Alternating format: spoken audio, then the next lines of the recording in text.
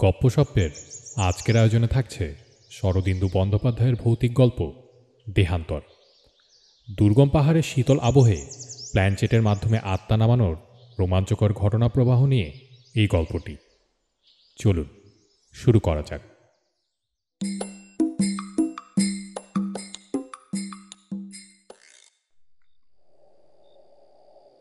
বরদা বলল, যারা প্রেতজনিতে বিশ্বাস করে না তাদের জোর করে বিশ্বাস করাতে যাওয়া উচিত নয়। আমি কখনো সে চেষ্টা করি না। কেবল একবার নিদাক্কাল উপস্থিত। মহাকবি কালিদাস বলেছেন, এ সময় সূর্য প্রচণ্ড হয় এবং চাঁদ হয় স্পৃহণীয়। সূর্যের প্রচণ্ডতা পরীক্ষা করে দেখার প্রয়োজন হয় না, কিন্তু চাঁদের স্পৃহণীয়তা যাচাই করবার উদ্দেশ্যে আমরা ক্লাবের কয়েকজন সভ্য সন্ধ্যার পর ক্লাবের বিস্তীর্ণ আঙিনায় শতরঞ্জি পেতে বসেছিলাম। পূব আকাশে বেশ একটা নধর চাঁদ গাছপালা ছাড়িয়ে উপরে উঠেছে। তার আলোয় একে অপরের মুখ দেখতে কষ্ট হয় না। অধিকাংশ সভ্যই শরীরের উপরের আবরণ খুলে ফেলেছিলেন। ক্লাবের ভৃত্যকে ভাঙের শরবত তৈরি করার ফরমাশ দেওয়া হয়েছিল। চাঁদ যতই স্পৃহণীয় হোক, সে সঙ্গে বরফ শীতল শরবত পেটে পড়লে শরীর আরও সহজে স্নিগ্ধ হয়। আমরা সতৃষ্ণভাবে শরবতের প্রতীক্ষা করছিলাম। এমন পরিবেশের মধ্যে বরদা যখন বলল, যারা প্রেতজনিতে বিশ্বাস করে না, তখন আমরা শঙ্কিত হয়ে উঠলাম।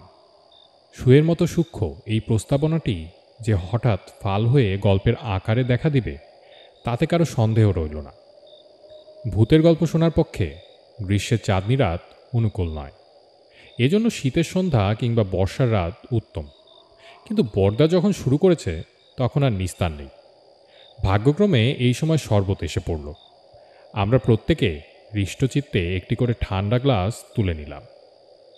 পৃথ্বী গ্লাসের কানায় একটা ক্ষুদ্র চুমুক দিয়ে বলল, আহ, দুনিয়াটা যদি মন্ত্র বলে এই শরবতের মতো ঠান্ডা হয়ে যেত।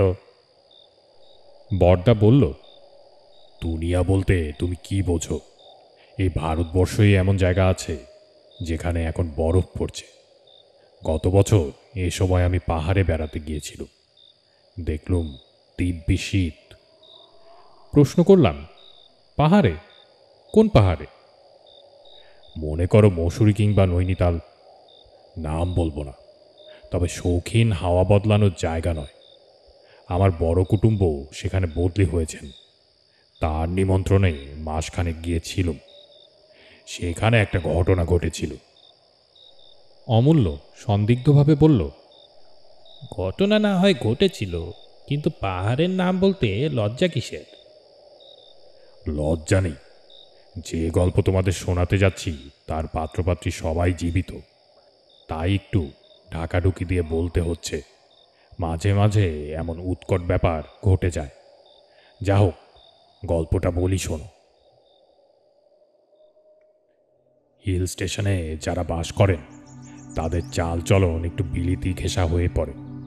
পুরুষেরা সচরাচর কোট প্যান্ট পরেন, মেয়েরা অবশ্য শাড়ি ছাড়েননি, কিন্তু হাব ভাব ঠিক টিসি বলা চলে না।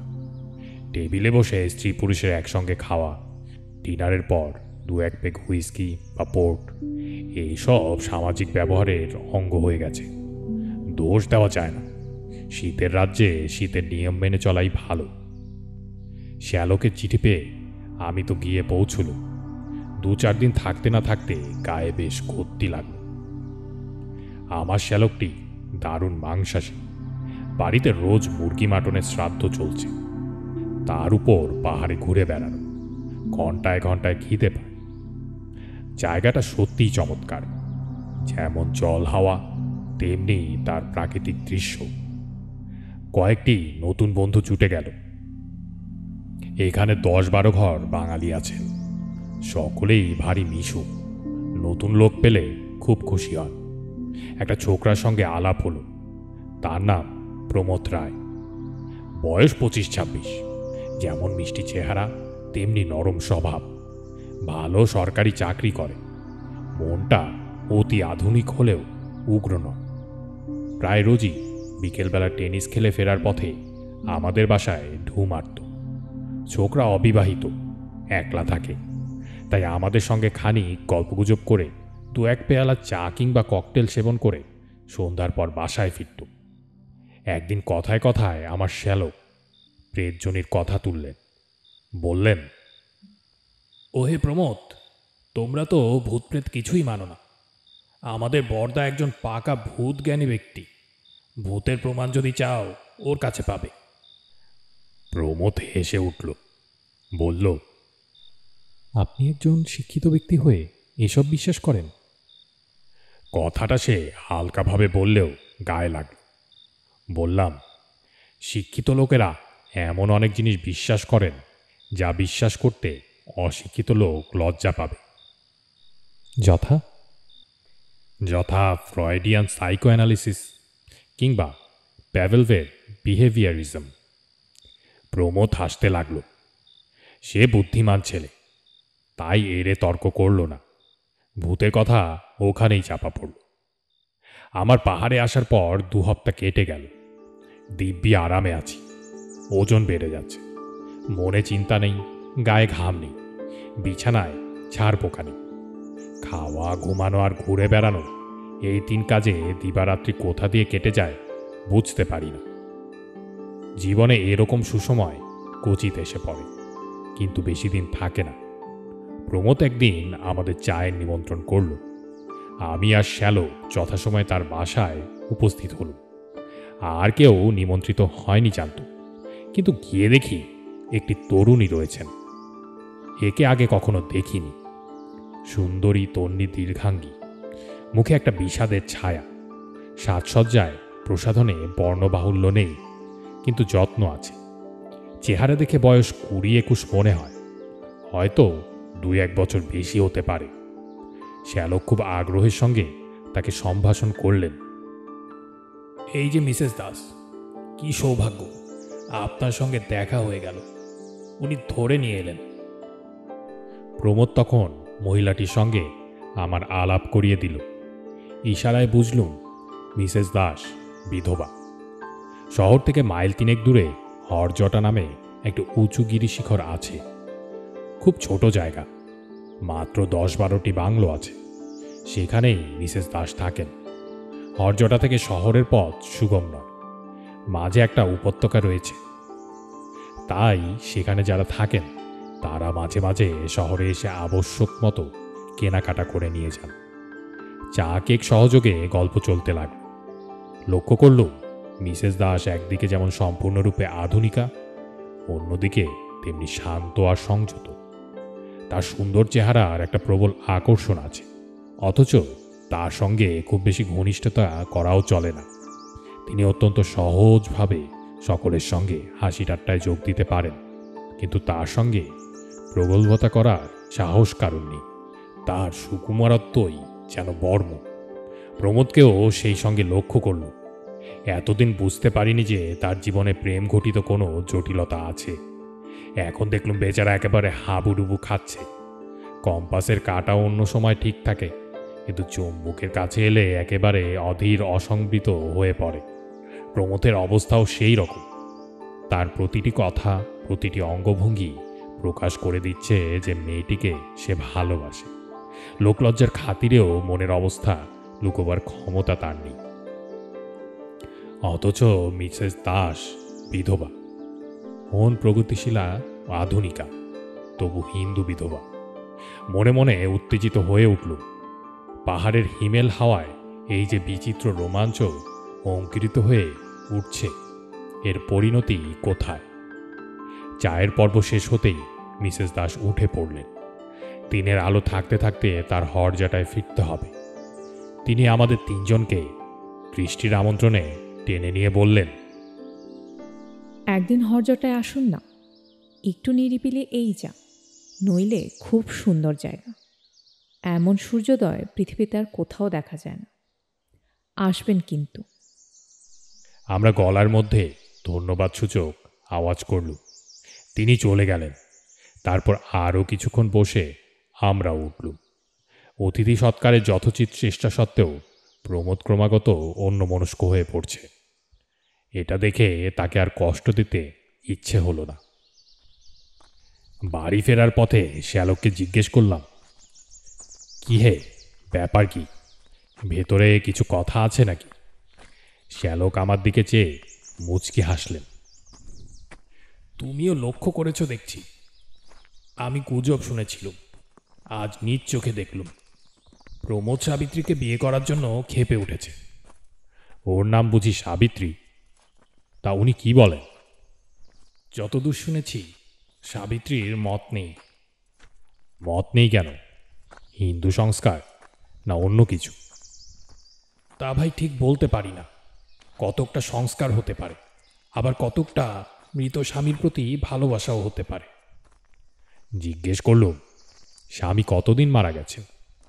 শ্যালক বললেন, তা প্রায় 2 বছর হতে চলল। ভদ্রলোক রেলের বড় ইঞ্জিনিয়ার ছিলেন, হঠাৎ রেলে কাটা পড়লেন। তোমার সঙ্গে পরিচয় ছিল? সামান্য। খুব রাশভারী জবরদস্ত লোক। বয়স আন্দাজ 35 বছর হয়েছিল। মাত্র বছরখানেক সাবিত্রীকে বিয়ে করেছিলেন। মিসেস দাস হরজটায় থাকেন কেন? বাড়িটা দাসের ছিল, সাবিত্রী উত্তরাধিকার সূত্রে পেয়েছে। তাছাড়া দাস অন ডিউটি মারা গিয়েছিলেন, তাই রেলওয়ে থেকে তার বিধবা একটা মাসোহারা পায়, তাতেই চলে। সাবিত্রী কেমন মেয়ে তোমার মনে হয়? খুব ভালো। অমন মেয়ে দেখা যায় না। এই বয়সে একলা থাকে, কিন্তু কেউ কখনো ওর নামে একটা কথা বলতে পারেনি। বিধবা বিবাহ সম্বন্ধে তোমার মতামত কি? এরকম ক্ষেত্রে হওয়াই ভালো। সারা জীবন অতীতের পানে চেয়ে কাটিয়ে দেওয়ার কোনো মানে হয় না। ছেলেপুলে থাকলেও কথা ছিল, কিন্তু সাবিত্রী বোধহয় বিয়ে করবে না। এই ঘটনার পর আরও দিন 10 কেটে গেল। প্রমোদ আর আসেনি। আমরা তার মনের কথা আজ করেছি বলেই বোধহয় সে আমাদের এড়িয়ে যাচ্ছে। আমারও স্বর্গ হতে বিদায় নেওয়ার সময় হল। আমি পাত্তারি গুটোচ্ছি, এমন সময় একদিন প্রমোদ এলো। একটু লজ্জা লজ্জা ভাব। 2-4 কথার পর বলল, মিসেস দাস চিঠি লিখে আমাদের 3 জনকে হরজটায় নেমন্তন্ন করেছেন সূর্যোদয় দেখার জন্য। যাবেন? আমার কোনো আপত্তি ছিল না, কিন্তু শ্যালক আপত্তি তুললেন। সূর্যোদয় দেখতে হলে তার আগের রাত্রে গিয়ে হরজটায় থাকতে হয়, কিংবা রাত্রি 2টোর সময় এখান থেকে বেরোতে হয়। সে কি সুবিধা হবে? প্রমোদ পকেট থেকে চিঠি বার করল। তার চিঠি পড়ে দেখুন, অসুবিধা বোধহয় হবে না। চিঠিতে লেখা ছিল, প্রীতি নমস্কারান্তে নিবেদন। দেখছি আমার সেদিনের নিমন্ত্রণ আপনারা মুখের কথা মনে করেছেন। আমি কিন্তু সত্যি আপনাদের 3 জনকে নিমন্ত্রণ করেছিল। আসুন না, রাত্রে আমার বাড়িতে থেকে সকালে সূর্যোদয় দেখবেন। কষ্ট হবে না। আমার বাড়িতে 3 জন অতিথিকে স্থান দেবার মতো জায়গা আছে। কবে আসবেন জানাবেন, কিংবা না জানিয়ে যদি এসে উপস্থিত হন তাহলেও খুশি হব। আশা করি ভালো আছেন। নিবেদিকা সাবিত্রী দাস। এরপর আর শ্যালকে আপত্তি রইল না। আজ শনিবার আছে, আজই যাওয়া যাক। 5টার সময় বেরোলে সন্ধ্যের আগেই পৌঁছানো যাবে। তাই ঠিক করে বেরিয়ে পড়া গেল। হরজটা শিখরটি উপত্যকা থেকে দেখা যায়।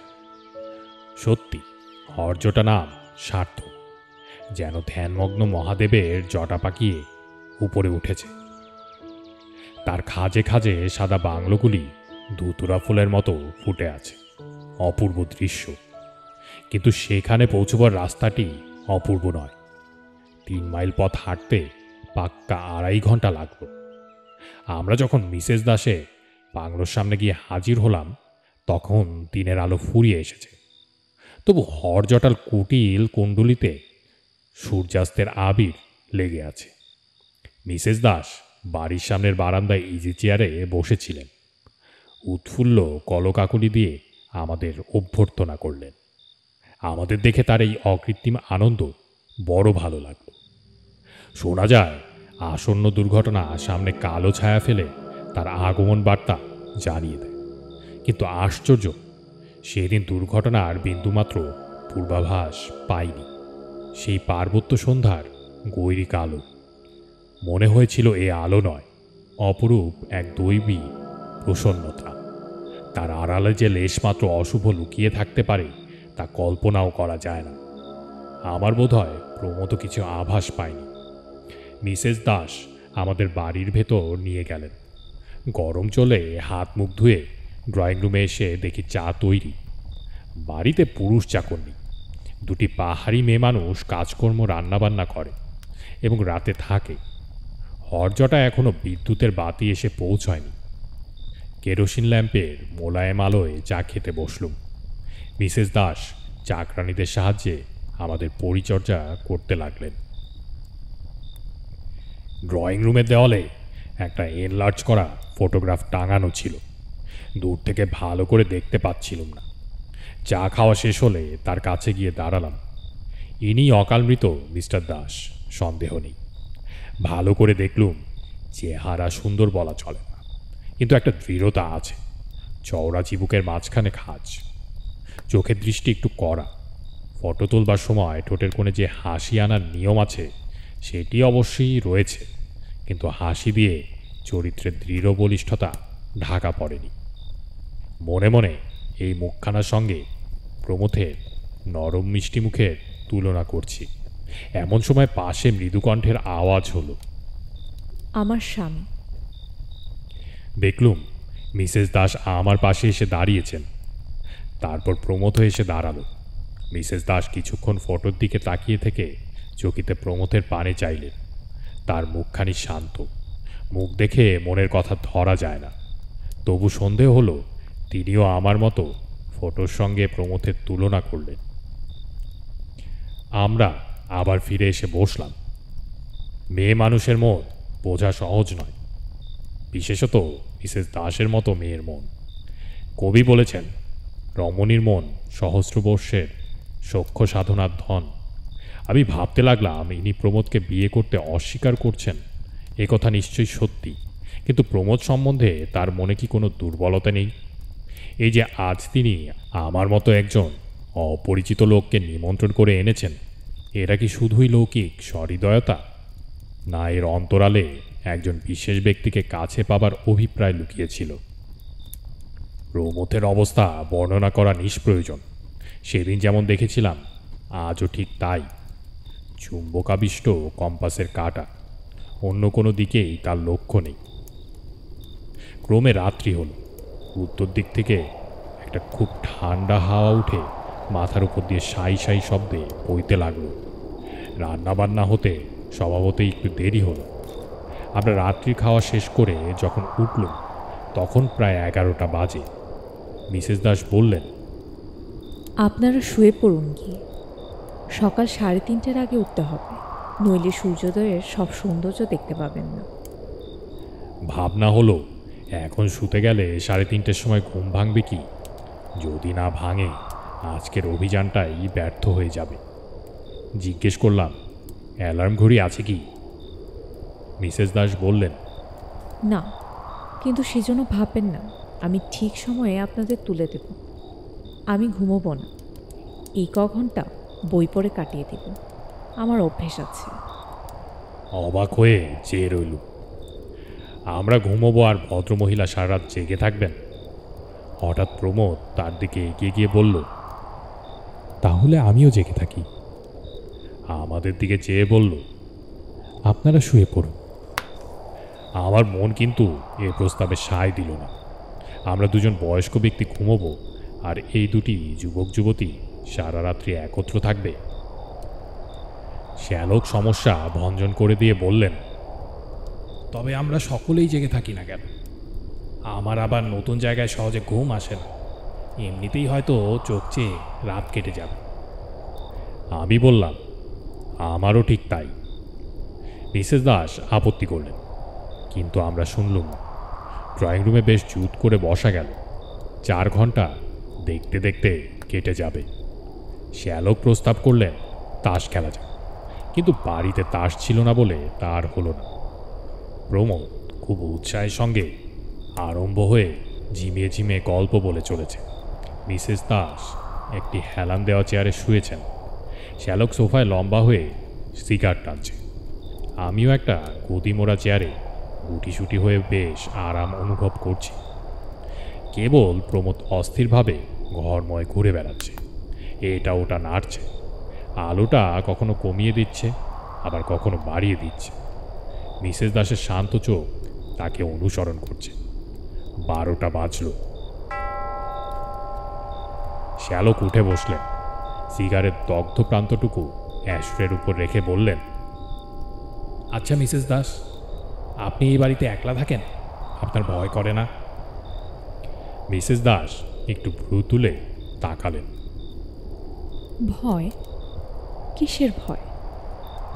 বাড়ির মাথার উপর ঠান্ডা বাতাসটা সাই সাই শব্দ করে চলেছে। আমি একটা হাই চাপা দিয়ে বললাম, মনে করুন ভূতের ভয়। প্রমোদ মিস্টার দাসের ফটোগ্রাফের সামনে দাঁড়িয়ে বিরাগ ভরা চোখে তার দিকে তাকিয়েছিল। আমার কথা শুনে চকিতে ফিরে চাইল। তারপর আমাদের মধ্যে এসে দাঁড়ালো, বিদ্রূপ করে বলল, ভূত নেই। মিসেস দাসকে আমি জিজ্ঞেস করলুম, আপনারও কি তাই মত? পরজন্ম আমি বিশ্বাস করি, কিন্তু ভূত কি জানি। প্রমোদ জোর গলায় বলে উঠল, ভূত শব্দের যে অর্থই ধরো, ভূত থাকতে পারে না, আছে শুধু বর্তমান আর ভবিষ্যৎ। এই কি যথেষ্ট নয়? তার মুখের পানে তাকালাম। মুখখানা লাল হয়ে উঠেছে। প্রমোদ নরম স্বভাবের মানুষ, তাকে এত বিচলিত কখনো দেখিনি। যেন সাবিত্রীকে একটা কথা বলবার জন্য তার প্রাণে প্রবল আবেগ উপস্থিত হয়েছে, অথচ আমাদের সামনে বলতে পারছে না। শ্যালকও ব্যাপারটা বুঝেছিলেন। তিনি বললেন, বর্তমান ভবিষ্যৎ যদি থাকে তবে ভূতও থাকতে বাধ্য। আমাদের সকলেরই অতীত জীবন আছে, সেইটাই ভূত। তোমারও ভূত আছে প্রমোদ, তাকে এড়ানো সহজ নয়। তবে মরা মানুষের সঙ্গে আমাদের তফাৎ এই যে মরা মানুষের সবটাই ভূত। আমাদের কিছুটা বর্তমান আর ভবিষ্যৎ আছে। শ্যালক যে ভূত কথাটার দুরকম অর্থ নিয়ে লোফালুফি করছেন, প্রমোদ তা বুঝল না। তার তখন রোগ চেপে গেছে। সে হাত নেড়ে বলল, ওসব হেয়ালি, এসব আমি বুঝি না। মৃত্যুর পর আত্মা যে বেঁচে থাকে তা প্রমাণ করতে পারেন? শ্যালক হেসে বললেন, আমি কিছুই প্রমাণ করতে পারি না। প্রেতজনী সম্পর্কে বর্দা খবর রাখে, ওকে জিজ্ঞেস করো। আমি বললুম, দেখুন প্রমোদবাবু, যে লোক জেগে ঘুমোয় তাকে জাগানো যায় না। আপনিও যদি বিশ্বাস করবেন না বলে বদ্ধপরিকর হয়ে থাকেন, তাহলে আপনাকে বিশ্বাস করানো কারোর সাধ্য নেই।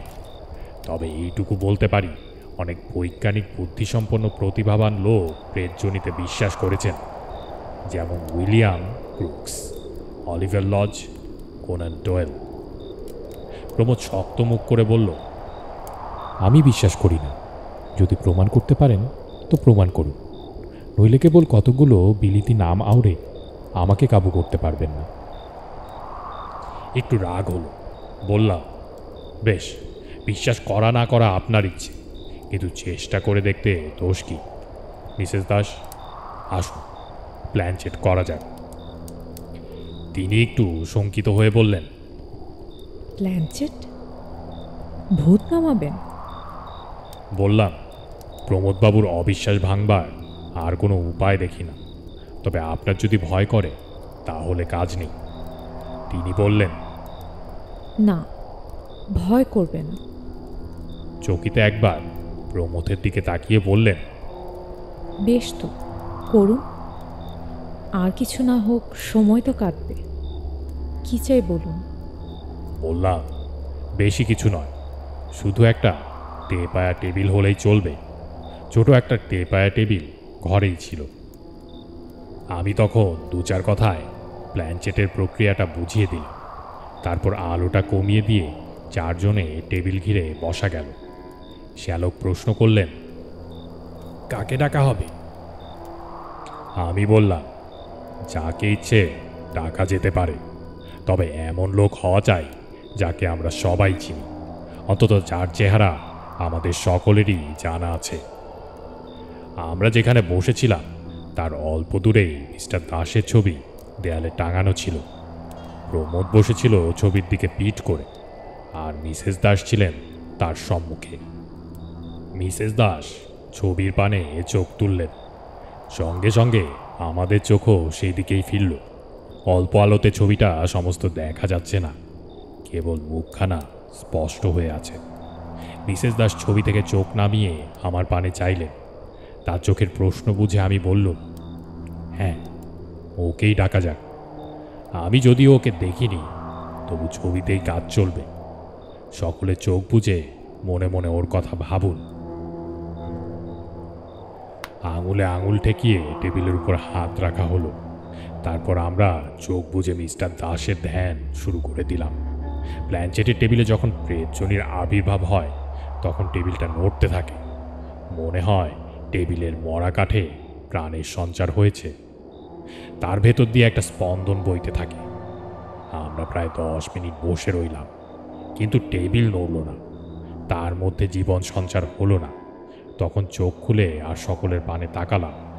প্রমোদকে দেখেই বুঝলাম প্রেতের আবির্ভাব হয়েছে টেবিলের উপর নয়, মানুষের উপর। এমন মাঝে মাঝে হয়।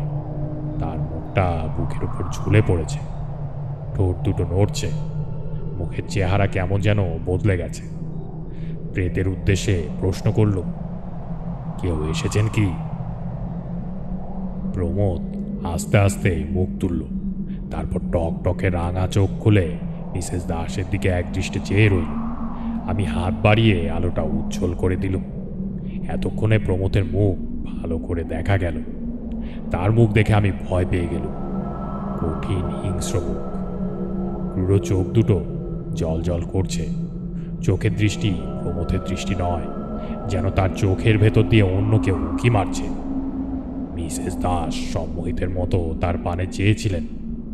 হঠাৎ প্রমোদ উগ্র কণ্ঠে বলে উঠল, সাবিত্রী।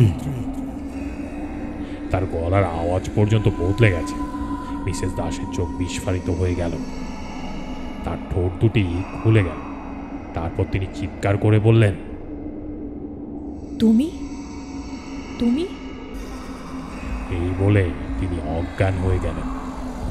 তারপর যা কাণ্ড বাঁধল তা বর্ণনা করা যায় না। প্রমোদ লাফিয়ে উঠে দাঁড়ালো, তার মুখ দিয়ে ফেনা বেরুচ্ছে। আমি তাকে ধরতে গেলাম, কিন্তু আমার সাধ্য কি তাকে ধরে রাখি? তার গায়ে তখন অসুরের শক্তি। আমাকে এক ঝটকায় দূরে সরিয়ে দিয়ে সে সাবিত্রীর অজ্ঞান দেহটার উপর ঝাঁপিয়ে পড়ল।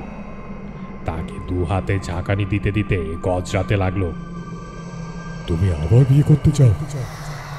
দেব না, তুমি আমার। ভেবে দেখো, প্রমোদের মুখ দিয়ে এই কথাগুলো বেরোচ্ছে, কিন্তু আমাদের তখন ভাববার সময় নেই। আমি আর শ্যালো দুজনে মিলে টেনে প্রমোদকে আলাদা করলাম।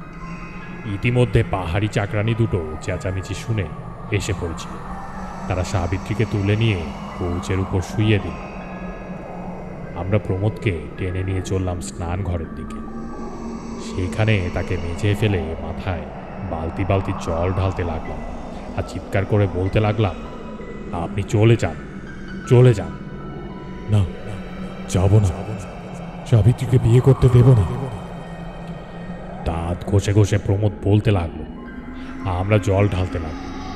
ক্রমে তার গলার আওয়াজ জড়িয়ে এলো, হাত পা ছোড়াও বন্ধ হল। আধ ঘন্টা পর দুজনে মিলে তাকে চ্যাংদোলা করে নিয়ে গিয়ে একটা বিছানায় শুইয়ে দিল। তখন তার গায়ে আর শক্তি নেই, তবু বীজ বীজ করে বকছে, দেব না, দেব না। শ্যালককে তার কাছে বসিয়ে ড্রয়িং রুমে গেল। দেখি মিসেস দাসের জ্ঞান হয়েছে। আমাকে দেখে তিনি ভয়ার্ত কণ্ঠে কেঁদে উঠলেন। এ কি হলো বর্দাবাবু, এ কি হলো? মেয়েদের মনের অন্তরতম কথা যখন প্রকাশ হয়ে পড়ে, তখন তাদের লজ্জার ভয়ের অন্ত থাকে না। কান্নাই তখন তাদের একমাত্র আবরণ। আমি মিসেস দাসের পাশে বসে তাকে যথাসাধ্য ঠান্ডা করবার চেষ্টা করল। তারপর চাকরানীদের বললাম, এক পেয়ালা করা চা শিগগির তৈরি করে নিয়ে এসো। সেদিন সূর্যোদয় দেখা মাথায় উঠল। দুই ঘরে দুটি রোগীর পরিচর্যা করতেই বেলা 7টা বেজে গেল। যা হোক, মিসেস দাস তো সামলে উঠলেন, কিন্তু প্রমোদ সেই যে বিছানায় শুয়ে ঘুমিয়ে পড়ল, কিছুতেই তার ঘুম ভাঙে না। জোর করেও ঘুম ভাঙাতে সাহস হলো না। আবার হয়তো বিদঘুটে কাণ্ড আরম্ভ করে দেবে, এদিকে বেলা বেড়ে যাচ্ছে, আমাদের আজ ফিরে যেতেই হবে, নইলে অনেক হাঙ্গাম। বেলা 1টা পর্যন্ত যখন প্রমথের ঘুম ভাঙল না, তখন আমরা উদ্বিগ্ন হয়ে উঠলুম। ভাগ্যক্রমে একজন বৃদ্ধ ডাক্তার হরজটায় বাস করেন, তাকে ডাকা হলো। তিনি পরীক্ষা করে বললেন বুকে একটু ঠান্ডা বসেছে, বিশেষ কিছু নয়, আপাতত প্রমোদকে বিছানায় থাকতে হবে। আমরা কাতর চোখে মিসেস দাসের পানে চাইলুম। তিনি এতক্ষণে সম্পূর্ণ স্বাভাবিক অবস্থায় ফিরে এসেছেন। বললেন, প্রমোদবাবু আজ এখানেই থাকুক, আপনারা যদি নিতান্তই না থাকতে পারেন। শ্যালক অত্যন্ত অপ্রস্তুত হয়ে বললেন, দেখুন, যাওয়া খুবই দরকার, কিন্তু আমরা না থাকলে আপনার যদি কোনো লজ্জার কারণ হয়। সেজন্য ভাববেন না। বৃদ্ধ ডাক্তার আমাদের কথা শুনছিলেন, তিনিও নানাভাবে আমাদের আশ্বস্ত করলেন। বৃদ্ধ ডাক্তারটি মর্মী লোক, অযথা প্রশ্ন করেন না। আমরা অনেকটা নিশ্চিন্ত হয়ে বেরিয়ে পড়লুম। প্রমোদ সম্বন্ধে চিন্তার কারণ নেই, ঘুম ভাঙলেই সে সহজ মানুষ হয়ে পড়বে। বেরুবার সময় মিসেস দাস আমাদের একটু আড়ালে বললেন, কাল রাত্রির ঘটনা নিয়ে কোনো আলোচনা না হলেই ভালো হয়। আমরা আশ্বাস দিলাম, আপনি নিশ্চিন্ত থাকুন। তারপর হরঝটা থেকে নেমে এলাম। পরদিন সন্ধ্যের সময় খবর পেলাম প্রমোদ ফিরে এসেছে, কিন্তু সে আমাদের সঙ্গে দেখা করতে এলো না। এদিকে আমার সময় ফুরিয়ে এসেছে, 2-1 দিনের মধ্যে বেরুতে হবে। ভাবলাম যাই, আমি প্রমোদের সঙ্গে দেখা করে আসি। এইসব ব্যাপারের পর তার হয়তো আসতে সংকোচ হচ্ছে। পরদিন সকালবেলা বেরিয়ে ফেরবার পথে তার বাসায় গেলাম। সদর দরজা বন্ধ, কড়া নাড়তেই প্রমোদ এসে দৌড় খুলে দিল। তার চেহারায় কি একটা সূক্ষ্ম পরিবর্তন হয়েছে। সে কটমট করে কিছুক্ষণ আমার পানে চেয়ে রইল, তারপর দরাম করে আমার মুখের উপর দরজা বন্ধ করে দিল। প্রমোদের সঙ্গে আমার এই শেষ দেখা। তারপর দিনই পাহাড় থেকে নেমে এলাম। এই পর্যন্ত বলে বরদা থামল। ইতিমধ্যে চাঁদ অনেকখানি উপরে উঠেছে। ভাঙের নেশার জন্যই হোক আর বরদার গল্প শুনেই হোক, বাতাস বেশ ঠান্ডা লাগছে। পৃথ্বী প্রশ্ন করল, তোমার গল্প এখানেই শেষ, না আর কিছু আছে? বরদা একটা সিগারেট ধরিয়ে বলল, আর একটু আছে। মাসখানেক পরে শ্যালকের কাছ থেকে একটা চিঠি পেলাম। তিনি এক আশ্চর্য খবর দিয়েছেন, সাবিত্রীর সঙ্গে প্রমোদের সিভিল ম্যারেজ হয়ে গেছে। আমার ধারণা ছিল যে ব্যাপার ঘটেছে তারপর তাদের বিয়ে অসম্ভব। প্রমোদ যে শেষকালে আমার সঙ্গে অমন রূঢ় ব্যবহার করেছিল, সেটাও আমি তার ব্যর্থতার প্রতিক্রিয়া মনে করেছিল। কিন্তু দেখলাম আমার হিসেব আগাগোড়াই ভুল। শ্যালক আরেকটি খবর দিয়েছেন, সেটি আরও অদ্ভুত। এই অল্প সময়ের মধ্যে প্রমোদের চেহারা নাকি অনেকখানি বদলে গেছে। সকলেই বলছে তার চেহারা ক্রমশ কথাশু মিস্টার দাসের মতন হয়ে দাঁড়াচ্ছে। এমনকি তার চিবুকের মাঝখানে একটা খাঁজ দেখা দিয়েছে। সিগারেটে একটা লম্বা টান দিয়ে বরদা বলল, এতক্ষণ আমি সরলভাবে ঘটনাটি বলে গেছি, নিজের টিকা টিপ্পনি কিছুই দেইনি। এখন তোমরাই এর টিকা টিপ্পনি করো। মিস্টার দাসের প্রেতাত্মা কি প্রমোদকে তার দেহ থেকে উৎখাত করে নিজে কায়েমি হয়ে বসেছেন এবং নিজের বিধবাকে আবার বিয়ে করেছেন, কিংবা আর কি হতে পারে?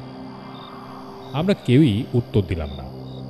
বরদা তখন কতকটা নিজ মনেই বলল, যদি তাই হয় তাহলে প্রমোদের আত্মাটার কি হলো, কোথায় গেল সে? অকস্মাৎ আকাশে একটা দীর্ঘ আর্তকর্কশ চিৎকার ধ্বনি হলো। আমরা চমকে উঠে আকাশের দিকে তাকালাম। দেখলাম বাদুড়ের মতো একটা পাখি চাঁদের উপর দিয়ে উড়ে যাচ্ছে। কালো ত্রিকোণ পাখা মেলে পাখিটা ক্রমে দূরে চলে গেল। কণ্টকিত দেহে আমরা চেয়ে রইলাম।